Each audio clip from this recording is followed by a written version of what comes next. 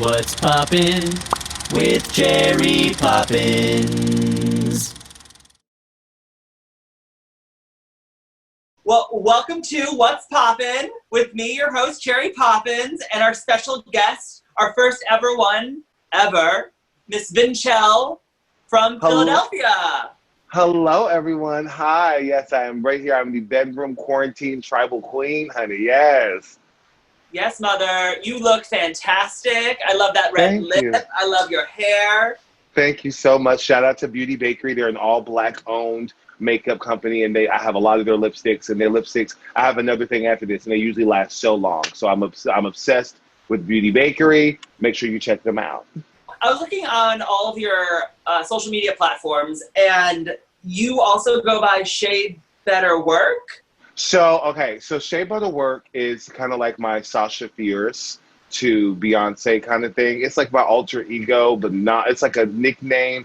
When I first came into the scene and when I first started doing drag, I was VinChelle, aka Shea Butter Work. And I cut it in like 2016, early 2017, because I just felt like it was a lot to put on flyers. It was a lot to say. And I remember Michelle Visage, when she came and did an anniversary show at one of the bars, she was like, I'm not saying all this. I will never forget that. She was not having it.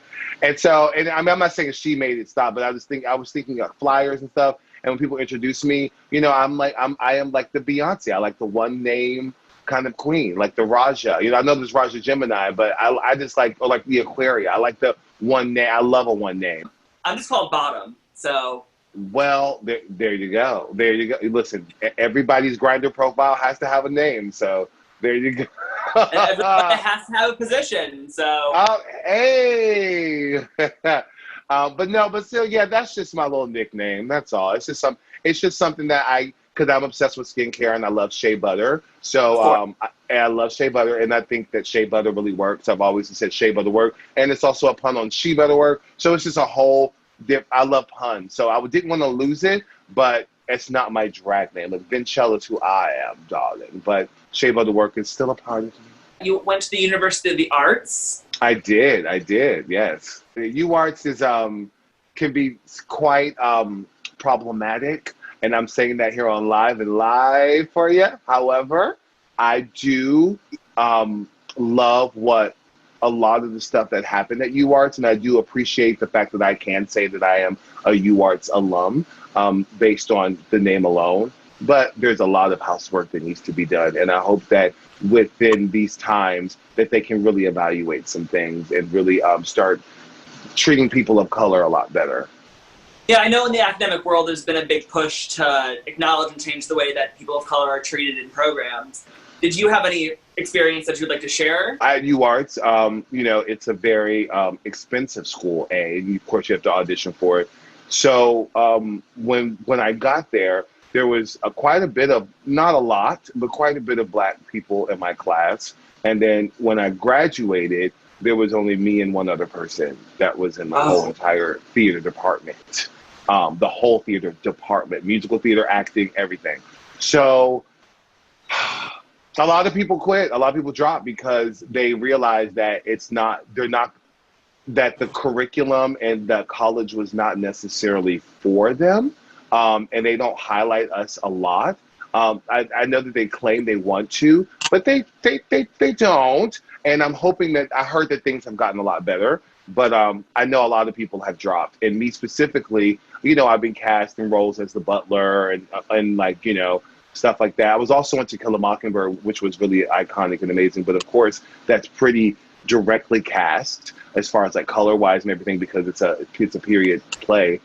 But yeah. I mean, I just think that all in all, I can say humbly that I've met some of the best friends of my life at UArts, and that's why I never left the school. I never left because of the people that I was around, because I grew some insanely strong bonds and friendships that I'm still cool with to this day. And even though I just graduated, you know, 2 years ago, it's hard to just walk off that stage, girl.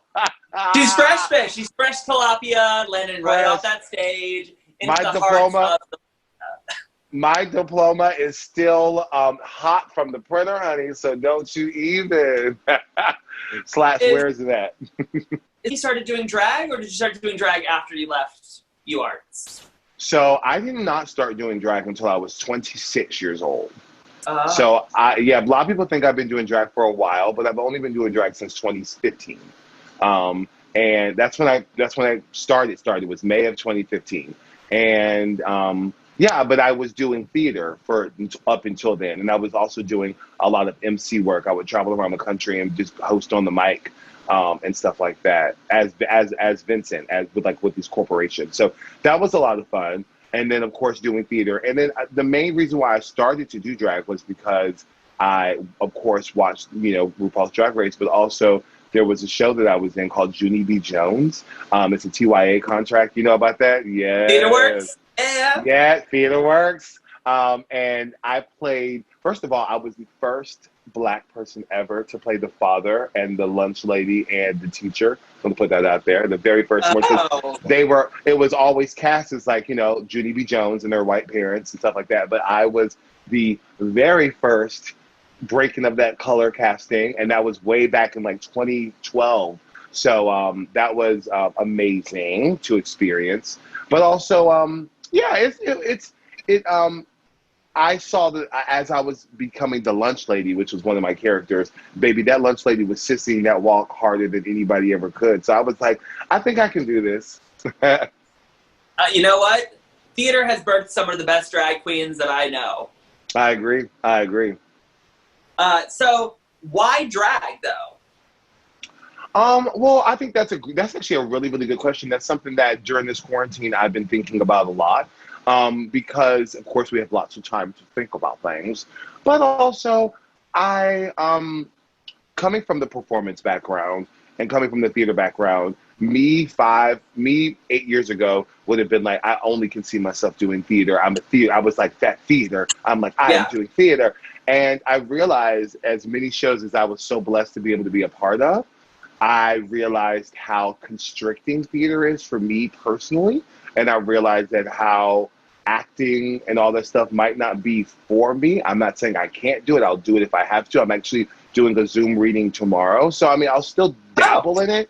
Yeah, I'll dabble in it and stuff like that. But I realized that it's just not for me. Now, I'm not the kind of person that will just say, okay, I quit and move on to a whole completely different field, because I'm still a performer at the end of the day. So I feel like drag gave me that outlet to become who I wanted to be and do what I wanted to do on stage versus having to learn lines and repeat those lines 8 times a week. I wanted to kind of do what I wanted to do and freestyle on the mic. And that's where I kind of got into MC work as well, because I hate being so restricted. And the beauty of being an MC is that you do have a script, but a lot of companies, if you're good, you can go off the script and you'll be fine. You just have bullet points pretty much. So I think that theater was very restricting, and drag is, can be restricting, but it's also not. I do a lot of different crazy things with drag. So that's pretty much why. And I wanted to keep the performance aspect going.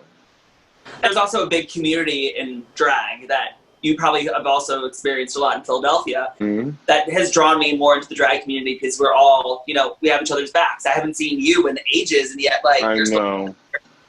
Yeah, absolutely. Yeah, and that's because with theater, cast also brings people together too. I've had lots of great cast members that I'm still cool with to this day, but there's no bond and I will humbly say that there's no bond like a drag queen or a performance bond like that, because we know the struggle of what we all have to go through. We get looked at still to this day as like weird or freaks or stuff like that. So it's great to have of course we are, but it's also good to have that bond with someone that can, of all colors, that you can relate to with that aspect, because we all love the art of drag. And not everyone likes to do drag, or not everyone should be doing drag, and not everyone can do drag. So when you find a sister that is a drag queen, or it takes it seriously like you do, you have a good bond. And I'm so blessed to say that I have some amazing, amazing sisters like you, and a lot of people in New York like Tina and Carrie and Juicy. I'm so blessed to have people like that, and all my sisters here in Philly.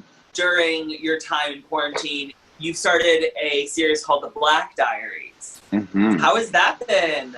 Oh my goodness. So when I first started, so Black Diaries has been going on since, I want to say, the late March. It's been going on for a while. So it was been reformatted though. So when I first started, it was just me and another queen just talking, and I would usually get like a high profile queen. So the first one I had was Vixen. I had Keisha Carr. I had Honey Davenport. I had somebody big here named Icon Ebony Fears. So I had those people, like huge names that I would speak to, and it would be just like this, and we would talk. And then I realized when other things were happening, I was like, oh my God, there are so many people that need to speak. And I was like, these one-on-one things, maybe I should add more people. So what I decided to do was I decided to create a panel. And from that, I had myself, and at StreamYard at the time only allowed 5 people and myself. Now I pay for that good StreamYard. Thank you everyone who Venmo'd me, so I can have up to 10 people. But the panel consists of me and 5 other people. So it was just us talking, and we did it one day, and we had over like 100 viewers the whole time. And then literally we kept it up, and we still to this day. I added the panel in like late May, and so it's still been going on consistently. We just had one Wednesday, and it's still doing great. And I'm very blessed to do that because it has gotten me so close to a lot of my Black entertainers. I'm the kind of person that, and I hate to say this, and you kind of know this about me, but like when I'm at a gig, I guess you don't, because I didn't live in New York, but in Philly gigs, I kind of do the gig and go home. That's kind of how I am. If I'm close to home, and it's no shade to anyone, but that's just kind of how I am. And even that industry, there will be times where I would do the gig and head right out, because that's just how I am. It's no shade. It's not like I don't want to hang out with anybody. That's just how I am. I love to smoke my Mary Jane, so I went to go right on home, honey. But you're still producing so much during quarantine. You started your Black Magic virtual show. Is there any relation between Black Girl Magic Philly and the Vixen's Black Girl Magic? Absolutely. When I first watched when I first watched Vixen on the screen when she first came on, I was like, "There's something about this one I like." And I remember when her and Aquaria got into it, the scared, sad thing. Iris and I love to say that to each other. We love it. And I remember. I will never forget. I was hosting a viewing party, and Vixen was talking about how she has a show called Black Girl Magic in Chicago, and I've done like small like Black Girl Magic kind of shows in Philly. Like I call them like, I remember I did one years ago. I had a brunch called Shea Butter Brunch, and it was like, oh, what? Yeah, Shea Butter Brunch, and it was I always had Black girls in that, but I just never really did anything until I saw Vixen, and I said that. And on top of that, a lot of my Black performers would often come to me and say, how come I'm not getting booked? Because sadly, Philadelphia likes to tokenize the Black queens. And as you know, and as a lot of people know, I was definitely a token in Philadelphia. And I hate saying that, but I was. And so instead of riding along with it and just saying, F y'all Black folks, I'm with them, I decided to actually create an outlet for all of my Black performers so they can get seen and can get heard, because we have some amazing Black talent here. And Vixen was very, very accepting of it, very okay with it, and even was in my very first digital diva. It was in my very first Black Girl Magic digital show. And then Vixen booked me for a Black Girl Magic digitally as well this past month. So it's been like, so a lot of people are like, I know there was something on Facebook a while ago being like, oh, VinChelle stole the name or blah, blah, blah, blah, blah. And somebody said, so y'all don't have control. But I was like, that's Watch the rumors, VinChelle. Tell me the tea. Who said it? I love to, tune into the Black Diaries every single Wednesday at 7. No, I'm joking. But no, tune in for real. But it's honestly, who it was is fine. I just know that people have always going to have things to say. And I think it's funny that when they were saying those things, I was like, but here's my booking with Vixen right here. So I guess she must not be that mad. Well, she needed to be on this season of All Stars.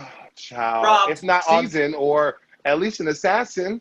I mean, where is the Dita Ritz? Where is the Trinity K. Bonets? Where are the Latrice Royales? Like, where are these? Where's Peppermint?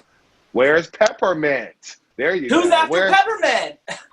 Stop playing. Why are you acting brand new? Hey, ladies, let's go. Who's after Peppermint? Why are y'all acting brand new? We gotta get out of here. Who's after Peppermint? Damn.